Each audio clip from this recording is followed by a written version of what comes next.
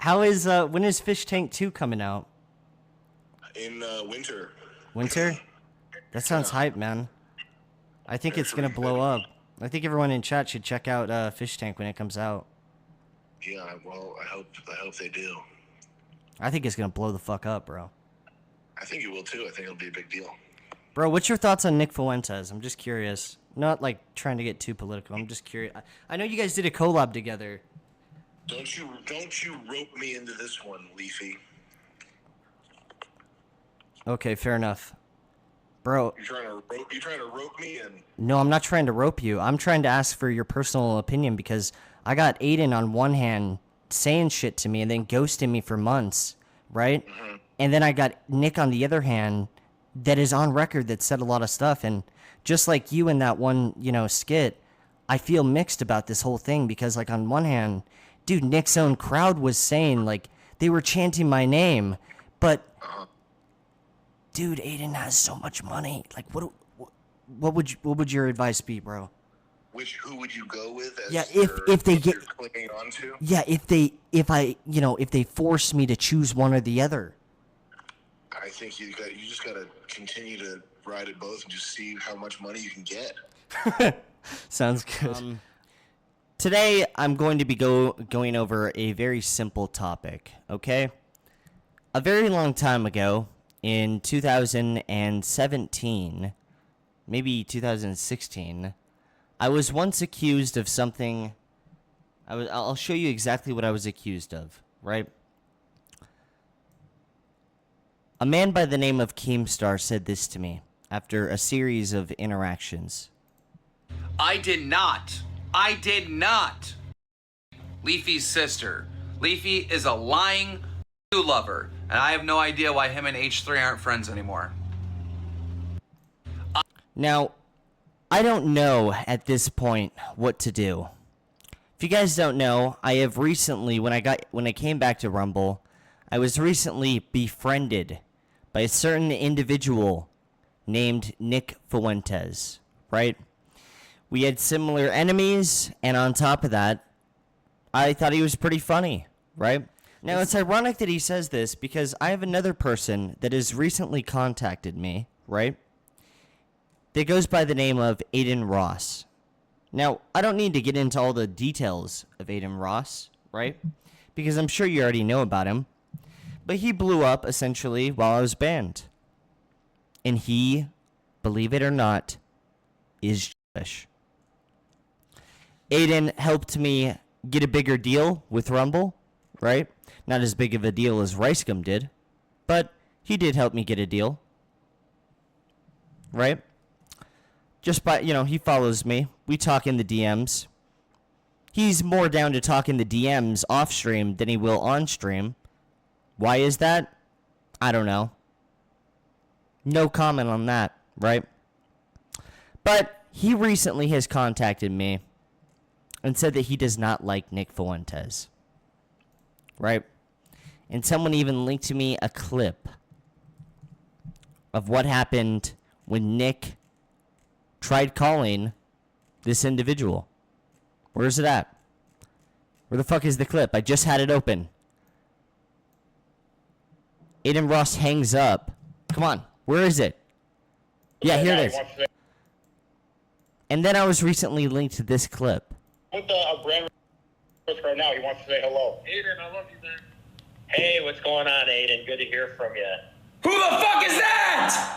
I thought you were a brand risk. If you could talk to him, you're a brand risk. Dude! No! No, I'm not talking to that Nazi! Bro, fuck no, bro! Dude, hell no! Look at the back. Look, we got a Jewish star. Fuck you! Fuck all the Nazis! Fuck the Nazis! Fuck the Nazis! Fuck the Nazis! L Nazis in the fucking chat! Now, I had no idea that it went back this far, but at the same time of this happening, it was super crazy because while this was happening, we got to go back to the Nick side. I was deemed a war hero. Like, I was deemed such a war hero. Just, I just didn't like Destiny, right? But after exposing Destiny's, after seducing his wife and exposing her to everyone, I became a war hero. I was commemorated by this Nick Fuentes, right? They were even chanting my name at one of his political rallies. Do we love Leafy, by the way? Now, this is all happening so fast and at the same time, and I don't know what to do. And that is the purpose of this stream today. I want to decide indefinitely what I should do, because Adin Ross has recently contacted me, and he says that I need to cease all interaction with Nick Fuentes, right? Oh shit, one second. Hello? Hey, how's it going? Give me 1 second, I'm moving chat over. How's it going, man? Bro, it's official. Adin Ross has actually offered me money to put out a hit piece on you, to assassinate you, essentially. I have weighed... For real? Well, he said... I said something on the lines of, like, bro, I've been befriended by Nick Fuentes. What is your thoughts on him? And he said something like, he is bad, right? And I already know where this is going because it happened with Hassan. And I know that he is eventually... I feel like at one point in time, he might try to, like, get me to assassinate you. You know what I mean? Which, Yeah. I've already been on stream weighing the outcomes of both of these situations, right? If you open up my stream really quick, you can already see the notes that I've already taken right now. And, I mean, let me make it smaller so you can even see the amount of notes, right? Yeah.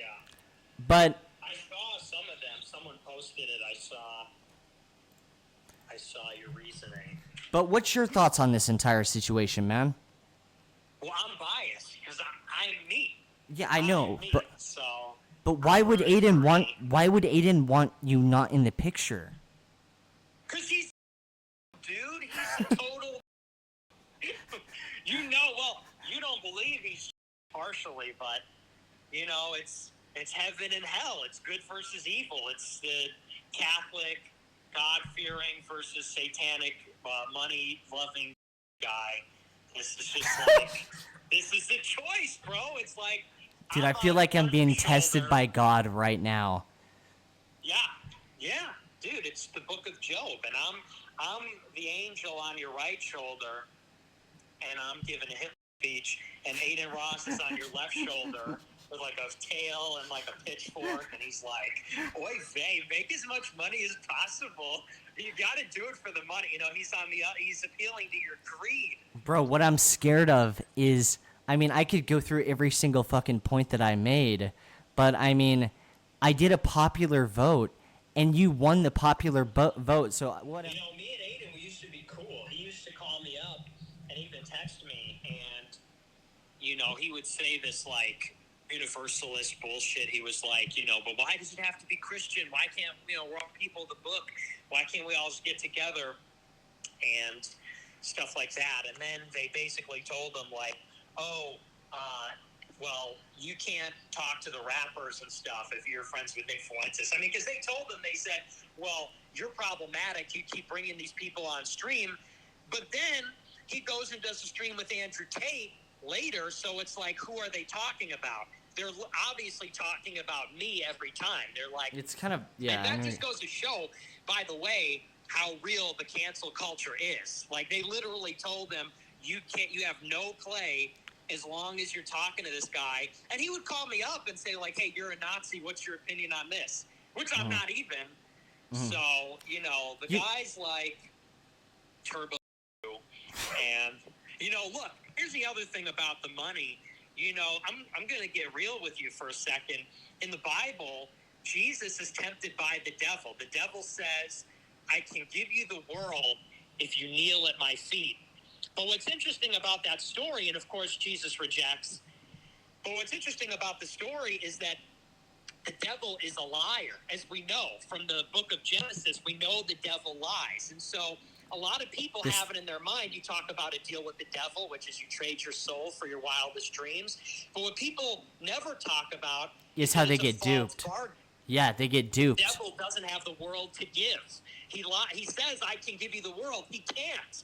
He can't. He has no power other than the power He God gives you a allows him to hidden have. contract, and like in fucking invisible ink at the bottom, it says "just kidding." I just want to reiterate something I talked about on Leafy's stream. Before I started this show, I popped onto the Leafy stream for about 5 minutes. And as you may know, me and Adin Ross have now become the two avatars in the American culture war. Andrew Tate has been sidelined. He is rightly being jailed for being a degenerate pimp and photographer. So he is being cast aside, as are many others. And emerging in the American culture are two figures basically equivalent in age and in influence. And on the one side, you have this Jew who is employed by a gambling company to promote morality and culture and nudity and immorality and greed. And then on the other side you have, and that's Adin Ross, and then on the other side you have Nicholas J. Fuentes, who is a Catholic that promotes family and virtue and decency in God, and is a soldier of Christ, and is at war with the synagogue of Satan and demons in the world. And we were once brothers. We were once working together. 7 months ago, we were, and I have the records. If any journalist wants to contact me, I have the records. We were texting and calling all the time. He was calling me up, and he was saying, hey, it's one love, like we're all in this together, and I understand you now, and I love you. And I would say, yeah, Adin, like we're on the same page. We agree on literally everything. We share all the same views. That part's a little bit of a joke. But we were talking on the phone a lot and everything. And then, and so me and Leafy were talking about this. And then he switched up. Because the rappers literally told him, I think it was Drake or somebody's manager called him on stream and said, yeah, like we can't stream with you because of the Nazis you stream with, meaning me. And he was told he was a brand risk because he was streaming with me. And so recently I called him on the phone with Sneeko, and he freaked out and hung up, crying and saying, oh, he's a Nazi, whatever, because he wants to save the deal.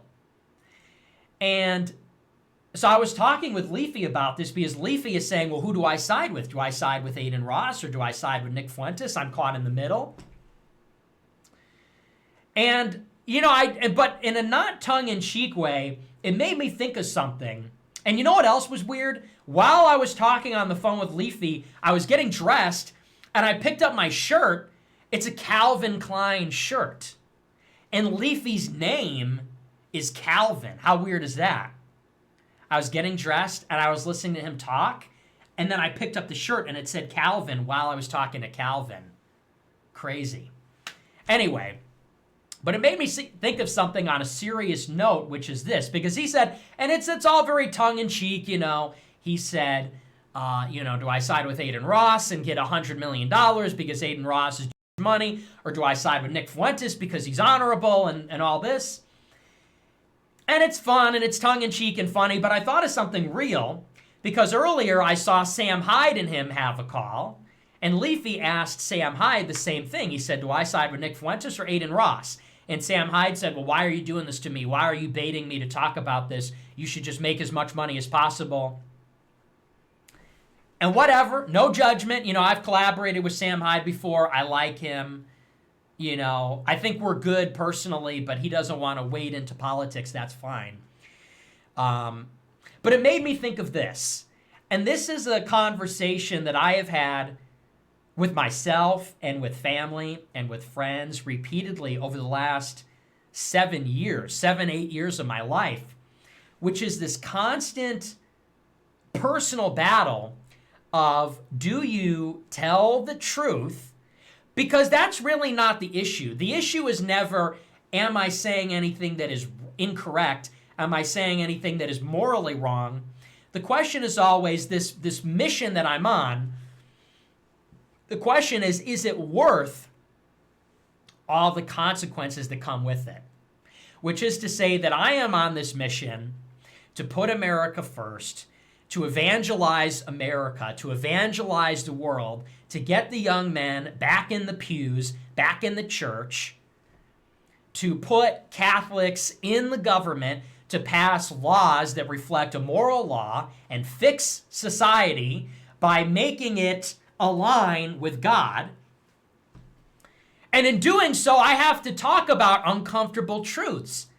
I have to talk about things that are contrary to the satanic regime that we have, which makes me a target. And so this personal battle, which I have to fight with myself and with people close to me, and also with anybody that associates with me, is it worth it? Because, you know, people recognize that I'm a likable, decent enough person, and they recognize, even if they don't fully agree, the reasonableness of what I'm saying.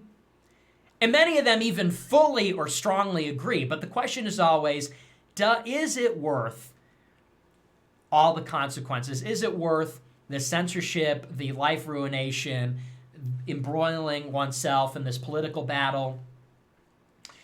And so I said to Leafy on the stream moments ago, I said, on a serious note, I said, this reminds me of the gospel, where Jesus is tempted by the devil.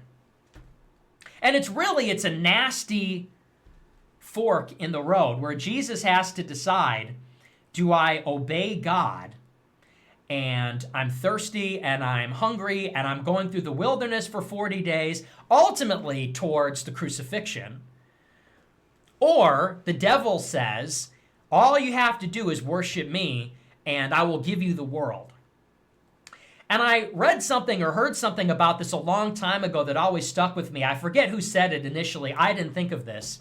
But somebody said about that story, and of course Jesus rejects the devil. Jesus says, no. Jesus very stoic in the face of the temptation and the tauntings and everything from the devil or from Pontius Pilate or whomever. But somebody said something that always stuck with me, and it's this. The devil promises Jesus the world. He says, I have the keys to the whole world, and I'll turn them over to you. You can rule the world if you'll only worship me. And somebody says that the obvious problems with that notwithstanding, people read that story and they don't realize that it's a false promise. The devil is a liar. The devil says, I can give you the world. All you have to do is worship me. I'll give you the world. And people think about it on those terms. And often people think about their lives on those terms. They think about, if I compromise, if I sell my soul, we think about this Faustian bargain that a person can make. And the colloquial expression, sell your soul, idiom. Sell your soul in exchange for wealth, fame, your wildest dreams. And we think about that transaction, is it worth it? Do I compromise my values, compromise my identity for what I think I want, what I want? But people never talk about the fact that it's a false promise. The devil lies. The devil establishes from the beginning of time that he's a liar in the book of Genesis in the garden. And we realize the devil can't promise the world because the devil doesn't control the world. God controls the world. And the devil only has the power that God permits. And here's the point. A lot of people are under the impression that if we simply bow down, if we kneel at the feet of Satan, which comes in many forms, the idolatry comes in many forms, kneel at the feet of the political establishment, of wealth, of fame, pride, power, whatever, then we'll have all that we want. And that's how people think about it. Trade my values for what I want, but nobody thinks enough about what is even the value proposition on the other side. It's a false promise. You sell your soul and you think you're getting materially what you want in exchange, but you're not even getting that. You sell your soul in exchange for nothing. You sell your soul in exchange for a false promise. And it's like the genie's wish. It's like the 30 pieces of silver. It's a false promise because the devil's a liar.